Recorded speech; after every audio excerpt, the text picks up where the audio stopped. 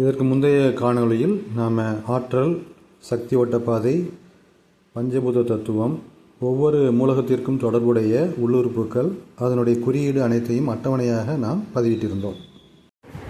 நாம் காட்டியிருந்த அட்டவணையில் மூலகம், அப்புறம் உறுப்பு, குளிர்ச்சி உறுப்பு, வெப்ப உறுப்பு, அதனுடைய குறியீடு எல்லாமே இருந்தது. அதை எல்லாருமே நீங்கள் திரும்ப திரும்ப பார்வையிட்டு அதை நல்லா ஞாபகத்தில் வச்சுருக்கிறோம். இந்த வீடியோவில் நம்ம ஆற்றல் பற்றி முதல்ல சொல்லிக்குவோம். ஆற்றல் என்பது என்னென்னா சக்தி, வேறு ஒன்றும் இல்லை. சக்தி எப்படி கிடைக்கும் உடலில்? நம்ம உட்கொள்ளக்கூடிய உணவு, நல்ல சிந்தனைகள், அப்புறம் பானங்கள், இதெல்லாம் நம்ம செரிமானமாகி கடைசியாக நமக்கு குளுக்கோஸுங்கிற ஒரு ப்ராடக்ட் கிடைக்கும். அந்த குளுக்கோஸை நம்ம உடலில் உள்ள செல்கள்லாம் உட்கொள்ளும்போது நமக்கு எனர்ஜி கிடைக்கும். இந்த சக்தி என்ற ஆற்றல் இருந்தால் தான் நம்ம உடலை அசைக்க முடியும், நம்ம உறுப்புகள் இயங்க முடியும், பேச முடியும், நம்ம மனதால் சிந்திக்க முடியும். இது எல்லாமே இந்த சக்தியினுடைய அடிப்படையில், இந்த ஆற்றலுடைய அடிப்படையில் தான் இருக்குது. இந்த ஆற்றல் 3 வகையாக நம்ம பிரிக்கலாம். ஒன்று இயக்க ஆற்றல், ரெண்டாவது செரிமான ஆற்றல், மூன்றாவது பராமரிப்பு ஆற்றல். முதலாவது சொன்ன நம்ம இயக்க ஆற்றலுங்கிறது உடல் உள்ள இயக்கத்தை குறிக்கும். நம்ம ஏற்கனவே சொன்ன மாதிரி உடல் அசைவுகள், அப்புறம் நம்ம உள்ளுறுப்புகளுடைய வேலை, அதாவது கிட்னி இயங்கிறது, ஹார்ட் இயங்கிறது, அப்புறமா கல்லீரலுடைய இயக்கம், இது எல்லாமே எல்லா உறுப்புகளுடைய இயக்கமும், அப்புறம் இரத்த ஓட்டம், மண்ணீரலுடைய இயக்கம், இது எல்லாமே இயக்க ஆற்றலோட சார்ந்தது.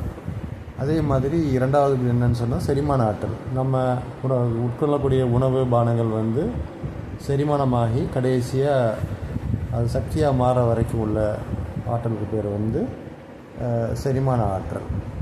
மூணாவதாக பராமரிப்பு ஆற்றல். இந்த பராமரிப்பு ஆற்றல் என்ன பண்ணணும்னு சொன்னால், நம்ம உடம்புல உள்ள கழிவு தேக்கங்கள் இதெல்லாம் அகற்றும். அது மாதிரி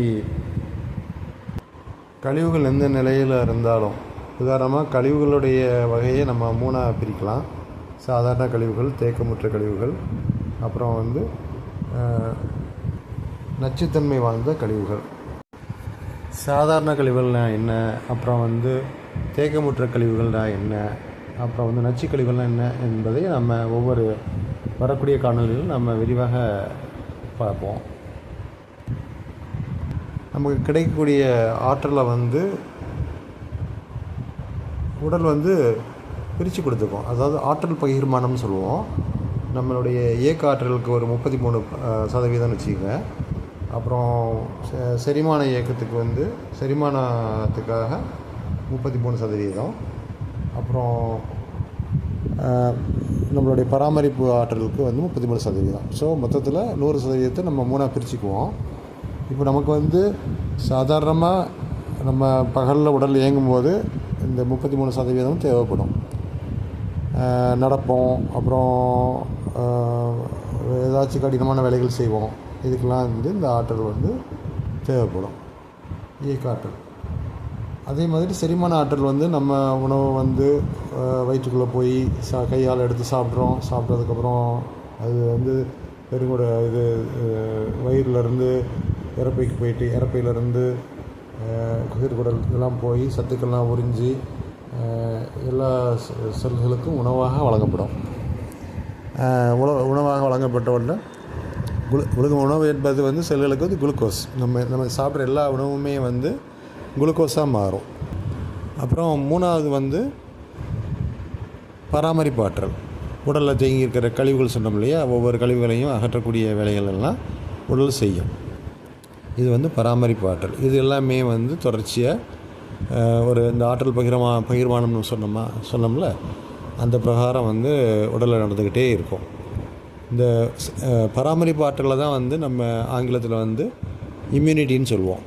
ஸோ நமக்கு நோய் எதிர்ப்பு சக்தின்னு சொல்கிறோம் இல்லையா.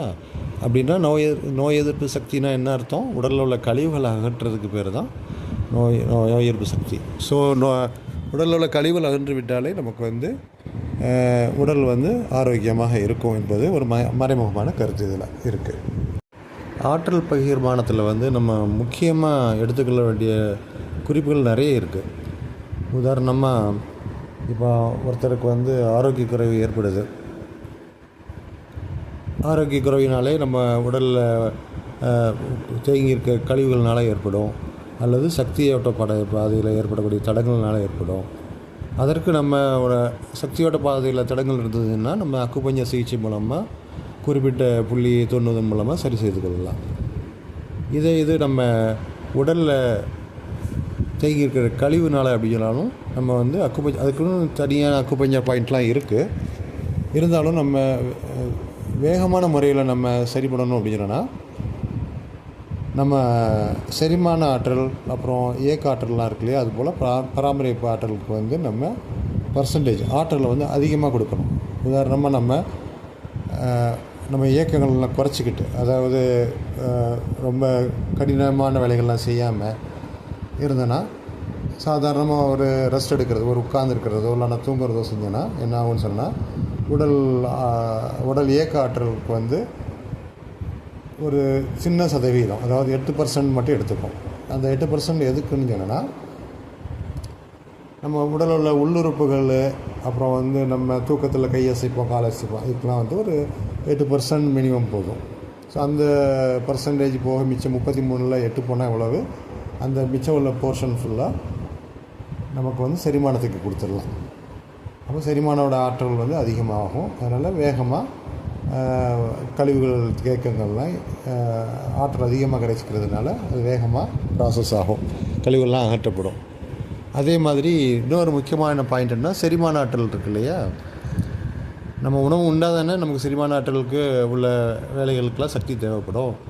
நம்ம ஒரு 6 மணி நேரமோ ஒரு 12 மணி நேரமோ நம்ம உணவு எதுவும் உட்கொள்ளாமல், அதாவது குறிப்பாக திட உணவு எதுவும் உட்கொள்ளாமல் இருந்தோன்னா செரிமான ஆற்றல் வந்து லகுவாக நடைபெறும். ஸோ அதுலேயும் நமக்கு சக்தியை நம்ம வந்து நிறைய சேமிக்கலாம். அந்த சக்தியை பராமரிப்பு ஆற்றலுக்கு நம்ம கொடுத்துடலாம். ஸோ மொத்தத்தில் வந்து நம்ம அறவே சாப்பிடாமல் பட்டினி கிடந்தோன்னா செரிமான ஆற்றலுக்கு வந்து ஒரு சின்ன பர்சன்டேஜ், ஒரு 5% வச்சுக்கோங்க, அது மட்டும் தான் தேவைப்படும். ஏன்னா சக்தி இந்த குளுக்கோஸ் செரிக்கணும் இல்லையா, அந்த ப்ராசஸ் நடந்துக்கிட்டே தான் இருக்கும். நம்ம ரத்தத்தில் குளுக்கோஸ் கலந்துரும், சத்துக்கள்லாம் உறிஞ்சப்பட்டு அந்த குளுக்கோஸ் வந்து செல்லுகளுக்கு உணவாக கொடுத்து அந்த குளுக்கோஸ் எரியூட்டும் போது சக்தி வெளிப்படும். ஸோ அதுக்கு அதில் ஒரு 8%, இதில் ஒரு 5%, மொத்தம் 13%. 100ல் 13 போச்சுன்னா எத்தனை, உங்களுக்கு வந்து 87% வந்து நம்ம பராமரிப்பு ஆற்றலுக்கு கையில் கொடுத்துடலாம். பராமரிப்பு ஆற்றல் என்ன பண்ணோன்னா, உடலில் உள்ள தேக்கமுற்ற கழிவு, மற்ற கழிவுகள் எல்லாமே வந்து அதை உடச்சி அதை வெளியேற்றுறதுக்கான முயற்சியில் முழுசாக ஈடுபடும். ஸோ அதனால தான் நம்ம இதில் கூட சமஸ்கிருதத்தில் கூட ஒரு பழமொழி உண்டு, சொற்றொடர் உண்டு, லங்கனம் பரமஹம்சம், பட்டினியே சிறந்த மருந்து. அதனால் இயற்கையான முறையில் நம்மளுடைய ஆரோக்கிய குறைவை வந்து சரி செய்கிறதுக்கு இந்த பட்டினி, அதாவது உணவை உட்கொள்ளாமல் இருக்கிறது வந்து, அதற்காக நமக்கு உடலில் சக்தியே இல்லாமல் போயிடும். நம்ம வந்து திட உணவுகளை அவாய்ட் பண்ணிவிட்டு இலகுவாக செரிமானக்கூடிய உணவுகள், உதாரணமாக வந்து சூப்பு, அப்புறம் வந்து பழைய சாதத்துடைய கஞ்சி, இல்லைன்னா வடிகஞ்சி, தள்ளுன்னு சொல்லுவாங்க இல்லையா, அந்த மாதிரி இதை குடிச்சிக்கிட்டிங்கன்னா உங்களுக்கு வந்து செரிமான சக்தி வந்து அதிக அளவு எடுக்கிறது. இந்த பராமரிப்பு ஆற்றல் மூலமாக வந்து நம்மளுடைய உடலில் உள்ள எல்லா கழிவுகளும் வந்து உடனடியாக நீக்கப்படுமானா அதுக்கு நம்ம உத்தரவாதம் சொல்ல முடியாது. சில கழிவுகளுக்கெலாம் வந்து நாள் எடுக்கும். இப்போ நச்சு கழிவுகள்லாம் வந்து அது நீங்கிறதுக்கு வந்து இன்னும் மேற்படியான முயற்சியெல்லாம் நிறைய எடுக்கும் உடல். அது நம்ம விரிவாக பார்ப்போம் பின்னால். சில கழிவுகள்லாம் வாயுக்களாகவும் அல்லது நீர்க்கட்டியாகவும் திடக்கட்டியாகவும் கூட நம்ம உடலில் சில பேருக்கு வந்து கட்டி மாதிரி ஃபார்ம் ஆகிருக்கும். இது எல்லாமே வந்து கழிவுகளோட தேக்கம் தான். அதுவுமே வந்து நம்ம இதை கடைப்பிடிப்பதற்கு மூலமாக நம்ம வந்து உடலை வந்து ஆரோக்கியமாக்கிறது மூலமாக, அக்குபஞ்சர் மருத்துவத்தில் உள்ள புள்ளிகளை தூண்டுவதன் மூலமாக அந்த கழிவுகள்லாம் காலப்போக்கில் வந்து நீங்கி உடல் வந்து பரிபூரண ஆரோக்கியமாகும் அமையும். நமது உடல் நலம் குன்றி இருக்கும்போது நாம் கஞ்சி அந்த மாதிரி தான் சாப்பிடணும்னு சொன்னோம். தெள்ளு தண்ணி அந்த மாதிரி சாப்பிடணும்னு சொன்னோம் இல்லையா? நமக்கு ஒரு சந்தேகம் வரும், எப்படி நமக்கு சத்துக்கள் எப்படி கிடைக்கும், உடலுக்கு தேவையான மினரல்ஸு வைட்டமின்ஸ்லாம் எப்படி கிடைக்குங்கிற சந்தேகம் எல்லாத்துக்கும் வரும். தண்ணீரை தவிர மற்ற எல்லா நம்ம உட்கொள்ளும் அனைத்து பொருட்களுமே நல்ல பொருட்கள் எல்லாமே உணவு தான். அது இளநீராக இருந்தாலும் சரி, மோராக இருந்தாலும் சரி, அல்லது கஞ்சியாக இருந்தாலும் சரி, எல்லாமே உடலுக்கு அது உணவாக தான் நம்ம அக்குபஞ்சரில் நம்ம கருதுவோம். உடலுக்கு தேவையான அந்த விட்டமின்ஸு, மினரல்ஸு, அப்புறம் கார்போஹைட்ரேட்ஸு, ப்ரோட்டீன்ஸு நம்ம வகைப்படுத்தி வச்சுருக்கோம் இல்லையா? அது எல்லாமே உடல் தனக்கு தானாகவே உருவாக்கி கொள்ளும். நம்ம உட்கொள்ளக்கூடிய உணவு செரிமானமாகி தேவையான சத்துக்கள் அதுவாக உற்பத்தி செய்யும். உதாரணமாக நம்ம பசுமாடு உதாரணமாக எடுத்துக்குவோம். அது வெறும் வைக்கோல் மட்டும்தான் சாப்பிடுது. ஆனால் அது இது வரைக்கும் அது வைக்கோல் கூட நெய்யோ இல்லை பருப்பையோ சாப்பிட்டது கிடையாது. ஆனால் அதுக்கு தேவையான புரதச்சத்து, எல்லா சத்துமே, கொழுப்பு எல்லாமே ஃபார்ம் ஆகிருக்கும். இன்னும் சொல்லப்போனால் கால்சியம் மிகுதியாக உள்ள பாலை சுரக்குது. வைக்கோலில் அதிகமான கண்டென்ட் மெக்னீஷியம் தான். அந்த மெக்னீஷியம் அதனுடைய பசுவோட உடல் செரிமான சக்தி மூலமாக அதுக்கு தேவையான சத்துக்களை மாற்றி அமைக்குது. கால்சியம், எல்லா மினரல்ஸுமே நம்ம குறிப்பிட்டு கால்சியம் சொல்கிறதுக்கு காரணம்னா, நம்ம பாலில் அதிகமாக கால்சியம் உண்டு அப்படின்னு நம்ம கருதுகிறோம்.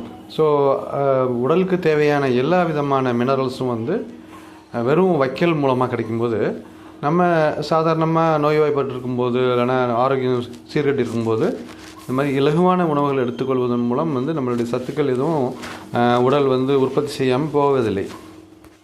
இதற்காக நாம் கடையில் வாங்கி ரெடிமேடாக டப்பால் அடைச்சி வச்ச சத்து மாவுக்கள் இல்லது அதை நோக்கி நம்ம செல்ல வேண்டிய அவசியம் இல்லை. பசியோடு நம்ம என்ன சாப்பிட்டாலுமே அது சரியான முறையில் ஜீரணமாகி உடலுக்கு தேவையான அனைத்து தாதுக்களையும் உடலே தானாகவே உற்பத்தி செய்து கொள்ளும். உடல் வளர்ச்சிக்கான தேவைக்கான உதாரணமாக ரத்தம், இதெல்லாம் தானாக தான் உற்பத்தி செய்யுது. நம்ம யாரும் ரத்தம் குடிக்கிறது இல்லை. ஆனால் நம்ம சாப்பிட்ற உணவில் இருந்து சரியான முறையில் செரிமானமாகி ரத்தமாக மாறுது. அப்புறம் திசுக்கள், அப்புறம் கொழுப்பு, இது எல்லாமே உடலுக்கு தேவையான என்னென்ன விதமான பொருட்கள் தேவைப்படுதோ உடலுக்கு தேவையான அதுவே தானாகவே உடல் உருவாக்கி கொள்கின்றது. நம்ம உட்கொள்கிற உணவில் சில உணவுகள் உடல் ஏற்றுக்கொள்ளாது. அதை கழிவாக தானாகவே அது வெளியேற்றிவிடும். சிறுநீர் மூலமாகவோ அல்லது மலம் மூலமாகவோ அல்லது வியர்வை, எச்சில், கண்ணீர், சளி போன்றவற்றின் மூலமாகவோ வெளியேற்றிவிடும். மீண்டும் நாம் அடுத்த காணொளியில் சந்திப்போம்.